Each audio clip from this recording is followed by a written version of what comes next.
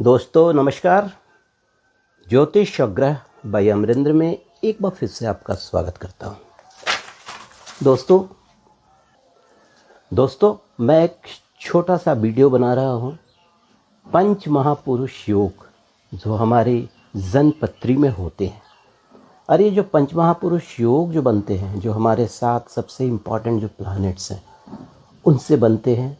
तो अभी लास्ट वाले वीडियो में मैंने आपसे चर्चा किया था हंस योग का। आज इस वीडियो में मैं आपसे चर्चा करूंगा शश योग।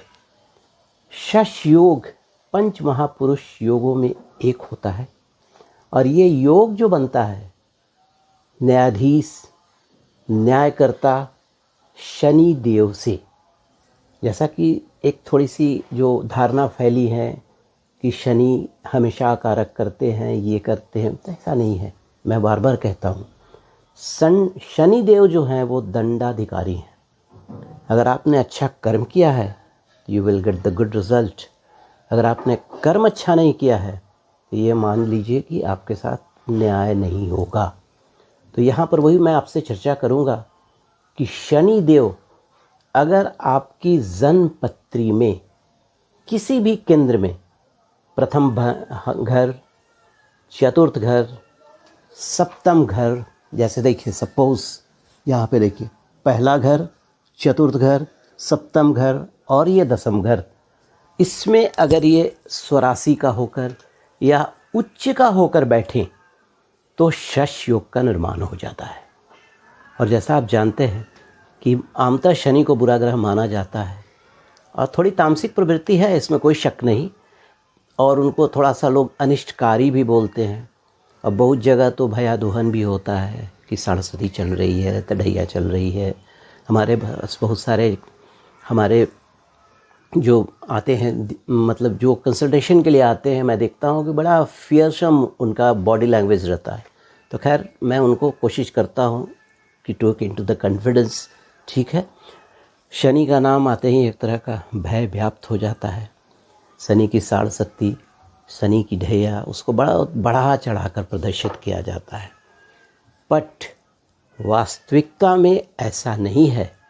शनि अगर आपकी जन्म कुंडली में कारक होकर पड़े हों, मित्र के घर में हो, अपने नक्षत्र में हो, उच्च राशि में हो, स्वराशि में हो और बहुत अच्छी स्थिति में हो, तो शनि से जो शश योग बनता है उसका निर्माण हो जाता है।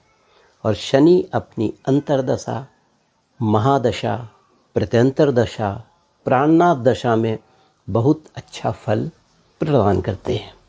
तो शनि के बारे में इतनी नेगेटिविटी बिल्कुल ही नहीं होनी चाहिए।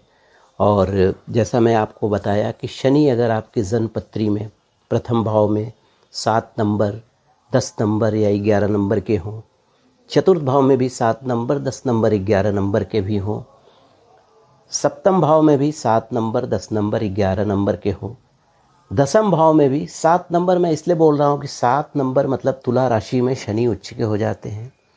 और 10 नंबर मकर राशि होता है, यह भी शनि का अपना घर है।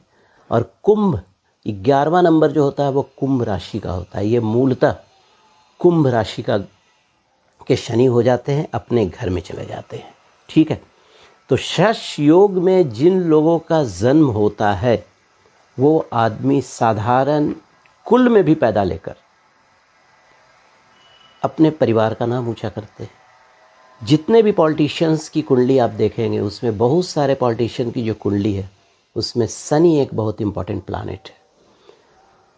रजनीकांत का नाम आपने सुना होगा। रजनीकांत को शनि देव ने कहाँ से कहाँ पहुँचा दिया जब उसकी महादशा आई। उसके अलावा राजनीति में ऐसे लोग माहिर होते हैं और राजनीति में प्रवेश की संभावना इनकी बहुत ज़्यादा रहती है, क्योंकि शनि जो है वो जनता के भी ग्रह होते हैं, पुअर तबका को भी रिप्रेजेंट करते हैं। उसके अलावा मास को भी, मतलब जो भीड़ तंत्र होता है उसको भी रिप्रेजेंट करते हैं शनि। इसलिए शनि पॉलिटिशियन लोगों के लिए एक बहुत इंपॉर्टेंट प्लैनेट हो जाते हैं। उनके घर में बहुत सारे नौकर चाकर रहते हैं, बहुत से लोग उनके अधीन काम करते हैं, क्योंकि ऑब्वियस है। और वह गांव का सरपंच, नगर पालिका का मुख्य या प्रसिद्ध प्राप्त नेता हो सकता है। एम्बेसडरशिप की भी नौकरी उनकी हो सकती है। वह राजा के समान जीवन व्यतीत करते हैं और स्वयं राजा ही होते हैं। शनि एक्चुअली एक शांत और गंभीर ग्रह है। तो शनि प्रधान जो व्यक्ति होते हैं, जिनकी जन्मपत्री में वो जो मैं आपसे जो चर्चा कर रहा हूँ शश योग की प्रधानता है, तो थोड़े से गंभीर होंगे। उनका डिसीजन मेकिंग कैपेसिटी बहुत ज्यूडिशियस होगा और वो थोड़ा प्रयत्न करके किसी भी चीज़ को हासिल करने की कोशिश करते हैं। और होता क्या है कि ऐसे लोगों में शनि का गुण होने के कारण ये बहुत सौम्य भाव के, सरल स्वभाव के और राजनीति के दांव पेच में माहिर होते हैं। इसके कारण इनका जो व्यक्तित्व होता है अभूतपूर्व हो जाता है। शनि प्रधान कुंडली में जैसे मकर लगन की कुंडली हो, कुंभ लगन की कुंडली हो, वृष लगन की कुंडली हो, तुला लगन की कुंडली हो और कुछ हद तक कन्या लगन और मिथुन लगन में भी शनि अगर मजबूत हैं तो आपके लिए ये सारे रास्ते खुलते चले जाते हैं। तो जिनकी कुंडली में शश योग होता है वो आयु भी उनकी काफ़ी लंबी होती है, क्योंकि शनि को हम लोग बूढ़ा ग्रह मानते हैं। 30 साल के बाद अपनी एक राशि में आते हैं। उनका स्पीड भी बड़ा स्लो रहता है। तो आपके लिए ये अगर ये शश योग आपके जन्मपत्री में है तो ये मानकर चलिए बहुत सारे विपत्तियों का नाश भी हो जाएगा और जिस क्षेत्र में भी आप चाहेंगे आपको सफलता मिलेगी। और शश योग रखने वाले लोग जो जातक होते हैं वो real estate, steel industry, oil, leather, इन क्षेत्रों में बहुत अच्छा और बहुत आगे जाते हैं। तो अगर मान लिया किसी कारणवश आपके जन्मपत्री में लगता है कि शनि अकारक हो गए हैं सब कुछ रहते हुए भी, तो मैं कुछ चीज़ें शेयर आपसे करूँगा। शनि देव का कोई छोटा सा मंत्र ओम सन शनश्चराय नमः भी पढ़ सकते हैं आप। कोई भी पीपल के पेड़ के नीचे बैठकर आप इन मंत्रों का जाप कर सकते हैं। ओम शांग शिंग शूंग सह शनय स्वाहा। एक दीपक जला लीजिए, कम से कम 10 से 15 मिनट तक मानसिक जाप कीजिए। आपके शनि के जितने भी दोष होंगे उनका निराकरण हो जाएगा। और शनिवार के दिन आप चीनी, गुड़ और काला तेल मिश्रित जल पीपल के जड़ में चढ़ाएं और सरसों के तेल का दीपक भी जलाएं। आपके शनि ग्रह की शांति हो जाएगी और शश योग और भी अच्छा आपको परिणाम देना शुरू कर देंगे। तो थैंक यू दोस्तों। अगर आपको मेरा वीडियो अच्छा लगे तो सब्सक्राइब कर लीजिएगा और बेल आइकॉन दबाना मत भूलिएगा कि जो भी मेरा न्यू वीडियो है वो आपके पास उसका इन्फॉर्मेशन मिल जाए। और एक लाइक करना भी मत भूलिएगा। धन्यवाद। Thank you very much.